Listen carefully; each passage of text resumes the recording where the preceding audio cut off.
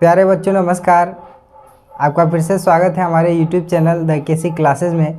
पिछले वीडियो में हम लोग उदाहरण 1 और उससे पहले वास्तविक संख्या से पहले की जो भी संख्याएं हैं उसके बारे में पढ़ा था।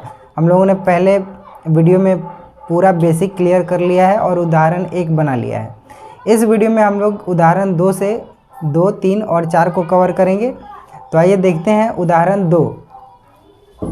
आप देख सकते हैं स्क्रीन पे आपको उदाहरण 2 दिख रहा होगा। बच्चों यहाँ पे उदाहरण 2 में बता रहा है कि दर्शाइए कि कोई भी धनात्मक समपूर्णांक 2q के रूप का होता है और धनात्मक विषम पूर्णांक 2q + 1 के रूप का होता है, जहाँ पे q एक पूर्णांक है। ठीक है, चलिए इस क्वेश्चन को कैसे सॉल्व करेंगे। इस क्वेश्चन को बनाते हैं। सबसे पहले हमको मानना होगा कि a कोई धनात्मक पूर्णांक है। धनात्मक पूर्णांक मानेंगे, लिखेंगे यहाँ पे माना कि a कोई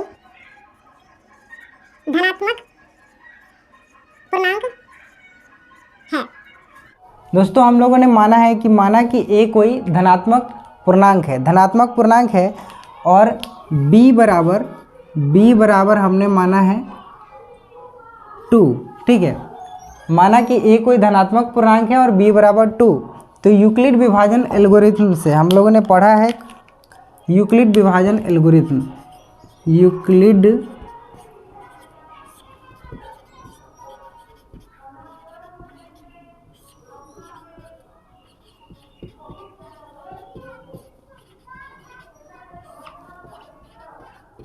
यूक्लिड विभाजन एल्गोरिथम से अब थोड़ा सा यहाँ पे रफ करेंगे, फिर इसको मिटा देंगे। आप लोग देखिए कि जैसे कि a को हम b से डिवाइड करते हैं तो q बार में r शेष आ रहा था, लेकिन यहाँ पे b क्या है, यहाँ पे b है 2।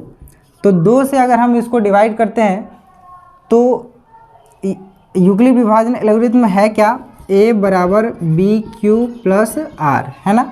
a बराबर bq + r, तो यहाँ पे b है 2, तो यहाँ पे b की जगह पे क्या हो जाएगा 2, यानी कि a बराबर 2q + r। तो यहाँ पे हम यही बात लिख देंगे कि a बराबर 2q + r, जहाँ पे r का संभव मान क्या क्या हो सकता है, यहाँ पे r का संभव मान क्या क्या हो सकता है, या तो 0 हो सकता है, नहीं तो 1 हो सकता है। आप बोलिए कि ऐसा क्यों, तो देखिए r कभी भी b से छोटा ही होता है, r कभी भी b से छोटा ही होगा। तो b 2 है, तो 2 से छोटा क्या हो सकता है, 1 नहीं तो 0। r का मान हम लोग पिछले वीडियो में देखे हैं कि r का मान 0 भी हो सकता है और 0 से बड़ा होगा, लेकिन b से हमेशा छोटा होगा। तो यहाँ पे हम देख रहे हैं कि b का मान जो है वो 2 है, तो 2 से छोटा क्या क्या हो सकता है, 0 हो सकता है, नहीं तो 1 हो सकता है। अब हम देख रहे हैं कि हमारा यूक्लिड विभाजन एल्गोरिथम से ये क्या है, यूक्लिड विभाजन एल्गोरिथम से हमारा ये सूत्र निकल के आया है a बराबर 2q + r। तो अब हम यहाँ पे लिखेंगे, क्या लिखेंगे कि a के लिए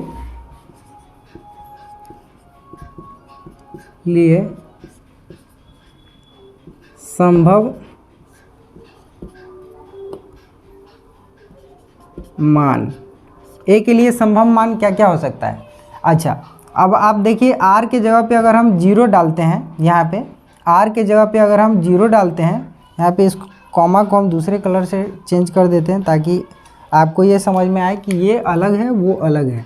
यहाँ पे हम इसको ऐसा कर देते हैं। ठीक है, आप देखिए यहाँ पे r का मान 0 या 1 हो सकता है। तो अगर हम पहली बार 0 डाल के देखते हैं तो ये तो पूरा 0 हो जाएगा, तो इस सीधे बचेगा 2q, यानी कि a का मान जो है वो 2q आ सकता है। क्या आ सकता है, 2q। और दूसरा क्या आ सकता है, दूसरा और लिख देते हैं यहाँ पे, और दूसरा क्या आ सकता है, अगर हम 1 डालते हैं तो 2q और r के जगह पे 1, यानी कि आ सकता है 2q + 1।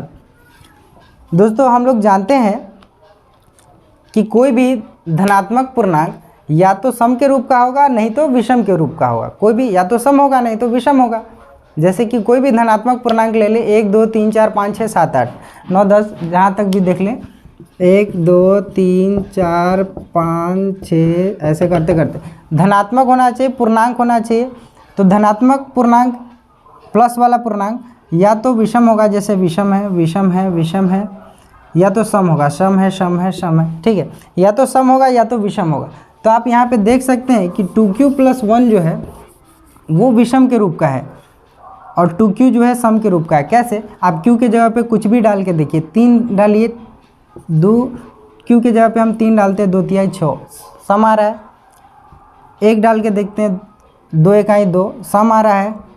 4 डाल के देखते हैं, 2 चौके 8 सम आ रहा है। यानी कि 2q जो है वो सम के रूप का होगा और 2q + 1 जो है वो विषम के रूप का होगा। तो हम यहाँ पे लिखेंगे कि कोई भी यहाँ पे लिखेंगे कि कोई भी धनात्मक पूर्णांक या तो सम के रूप का होगा या विषम के रूप का होगा। इसीलिए यहाँ पे चूंकि लिख सकते हैं आप, चूँकि कोई भी धनात्मक पूर्णांक या तो सम के रूप का होगा या विषम के रूप का होगा, इसीलिए 2q जो है वो धनात्मक सम पूर्णांक तथा 2q + 1 धनात्मक विषम पूर्णांक के रूप का होगा। ठीक है, हमारा काम हो गया ख़त्म, मेरा ये क्वेश्चन बन गया। फिर से एक बार देख लेते हैं। हम लोगों ने माना कि a कोई धनात्मक पूर्णांक है और b के बराबर हम लोगों ने 2 माना है।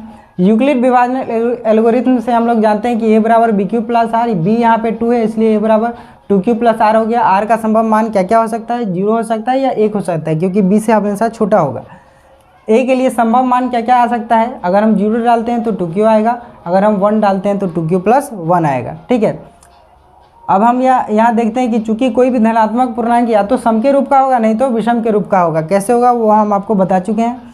इसलिए 2q जो है वो धनात्मक सम के रूप का तथा 2q + 1 जो है धनात्मक विषम पूर्णांक के रूप का होगा। हमारा क्वेश्चन बन गया। अब हम लोग देखेंगे उदाहरण नंबर 3। आप लोग इसको स्क्रीनशॉट ले सकते हैं या उतारना है तो उतार सकते हैं। उतारने से अच्छा रहेगा कि आप इसको समझ लें, या स्क्रीनशॉट ले लें, आप आगे भी देख सकते हैं, ले सकते हैं स्क्रीनशॉट। बच्चों उदाहरण 2 के बाद अब बारी है उदाहरण 3 का। चलिए देखते हैं उदाहरण 3 में क्या है। आपको स्क्रीन पे उदाहरण 3 क्वेश्चन दिख रहा होगा, आप लोग अपना बुक में देख सकते हैं। उदाहरण 3 में बता रहा है कि दर्शाइए कोई भी धनात्मक विषम पूर्णांक। यहाँ पे याद रखना है, स्पेशली विषम पूर्णांक के बारे में बोला जा रहा है कि कोई भी धनात्मक विषम पूर्णांक 4q + 1 या 4q + 3 के रूप का होता है। ठीक है, तो हम मानेंगे कि माना कि a कोई धनात्मक विषम पूर्णांक है। याद रखना है, विषम पूर्णांक पूछ रहा है तो विषम पूर्णांक ही मानेंगे। ठीक है, माना कि a कोई धनात्मक विषम पूर्णांक है तथा b के बराबर हम लोग मान लेंगे, तथा b के बराबर 4 मान लेते हैं। ठीक है, क्योंकि 4q + 1 4q + 3 के बारे में बोल रहा है, तो b के बराबर हमने मान लिया 4। ठीक है, अब फिर यूक्लिड विभाजन एल्गोरिथम से यूक्लिड विभाजन एल्गोरिथम से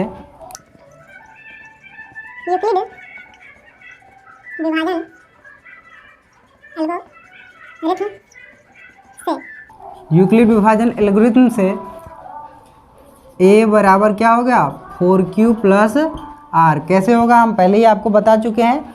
यहाँ पे r का क्या क्या मान आ सकता है? r का हमारे यहाँ पे संभव मान आ सकता है 0, 1, 2 और 3 तक, क्योंकि 4 से नीचे ही रहेगा तो 0, 1, 2, 3 तक आ सकता है r का संभव मान। ठीक है, इसको यहाँ पे हम यहाँ से हम घेर देते हैं ताकि आपको समझ में आए कि ये यूक्लिड विभाजन एल्गोरिथम से a बराबर bq + r यानी कि 4q + r, और यहाँ पे r का संभव मान आ सकता है 0, 1, 2, 3। ठीक है, अब हम देख सकते हैं कि a के लिए संभव मान क्या क्या हो सकता है।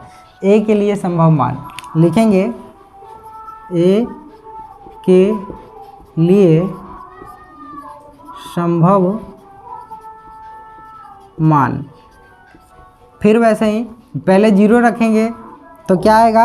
4q आएगा। देखिए पहले अगर 0 रखते हैं तो आता है 4Q, एक ए का मान आएगा, 0 अगर डाल देते हैं तो ए का मान 4Q आता है।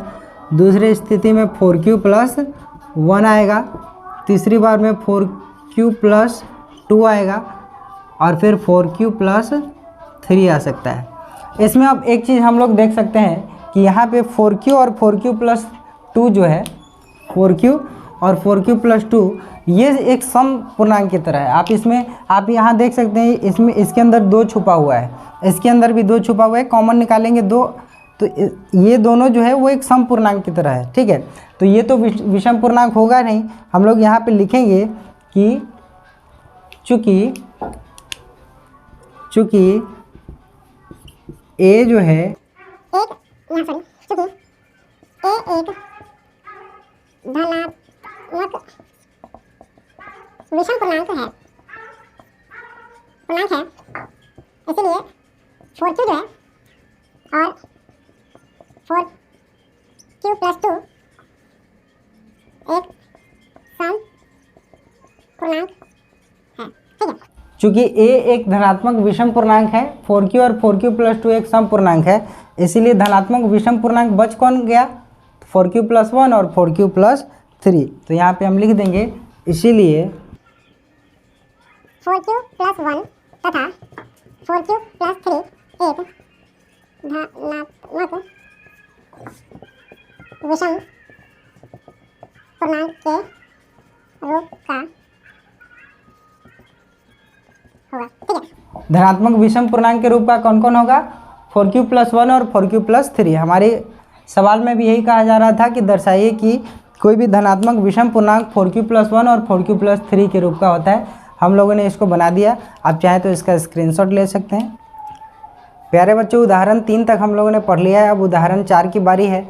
उदाहरण 4 को आप देख सकते हैं स्क्रीन पे, उदाहरण 4 नंबर क्वेश्चन आपके स्क्रीन पे दिख रहा होगा। बच्चों, उदाहरण 4 में क्या बताया जा रहा है कि एक मिठाई विक्रेता है, उसके पास 420 काजू की बर्फियाँ हैं, ठीक है, और 130 जो है वो बादाम की बर्फियाँ हैं। 420 काजू की बर्फियाँ हैं और 130 बादाम की बर्फियाँ हैं।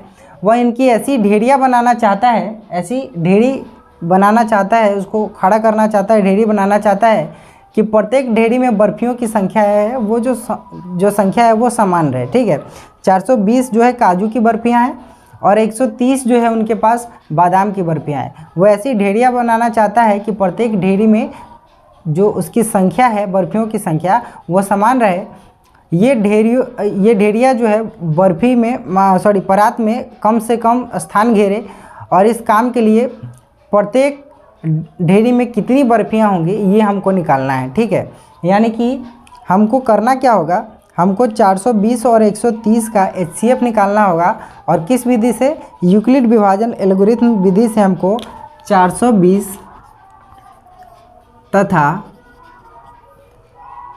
130 का हमको HCF निकालना होगा, HCF। ठीक है, यानी कि कह रहा है कि हमको इस प्रत्येक ढेरी में कितनी बर्फियाँ होगी, इसको निकालने के लिए हम ऐसा लिख सकते हैं कि प्रत्येक ढेरी में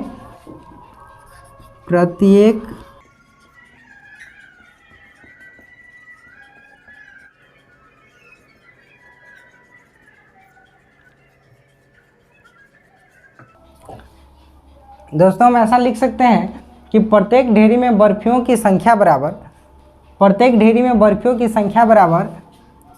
420 और 130 का HCF हम ये निकाल देंगे तो इसकी संख्या जो है वो हमको निकल जाएगी। ठीक है, तो हमको यूक्लिड विभाजन एल्गोरिथम द्वारा इसका हमको HCF निकालना होगा।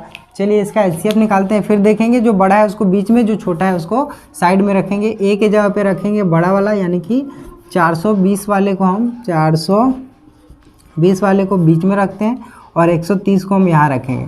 हम 3 बार में लगा सकते हैं, 13 × 39 यानी कि 3 बार में 390 आता है, बच जाएगा 30। फिर वही प्रोसेस आगे बढ़ेगा, यही प्रोसेस आगे बढ़ेगा। 130 को हम लाएंगे यहाँ पे, ठीक है, 30 चौका आ जाएगा 120, बच जाएगा 10। फिर यही प्रोसेस आगे बढ़ेगा जिसमें हम देख सकते हैं यहाँ पे 30 को खींच के लाएंगे, यहाँ 10 तिया हो जाएगा 30, यानी कि हमारा ये पूरा कट गया, यहाँ पे 0 आ गया तो कल जिस तरह हम लोग बनाए थे यूक्लिड विभाजन एल्गोरिथम से, वैसे ही सेम टू सेम यहाँ पे लिखेंगे यूक्लिड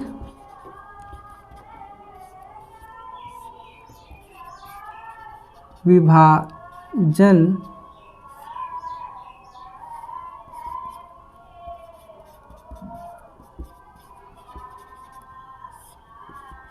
एल्गोरिथम से a बराबर बी क्यू प्लस आर। सबसे शुरू में a क्या है? सबसे शुरू में a है 420 बराबर b है हमारा 130 गुने q क्या है 3 और प्लस r क्या है 30। ठीक है, और यहाँ पे हम देख रहे हैं कि अभी भी हमारा जो है r 0 नहीं आया है। यहाँ पे लिख देंगे कि r बराबर नहीं है 0। ठीक है, फिर वो प्रोसेस आगे बढ़ेगा। अब 130 a के जगह पे, b के जगह पे 30 गुने 4 प्लस 10, ये वाला 10 शेष जो बच गया। फिर से वही बात लिखेंगे कि यहाँ पे अभी भी r इक्वल टू नहीं है 0, r 0 के बराबर नहीं आया है। फिर से वही प्रोसेस आगे चलेगा। अब बच जाएगा हमारा यहाँ पे 30 बराबर b गुने q यानी कि 10 गुने 3 प्लस r हमारा बच गया यहाँ पे 0, यानी कि हमारा यहाँ पे आ गया है पूरा आंसर। r बराबर आ गया है 0। फिर हम लोग जो कल बताए थे आपको कि आगे यहाँ पे क्या लिखना है, आगे यहाँ पे लिखना है कि यह प्रक्रिया यहीं पे समाप्त हो जाती है।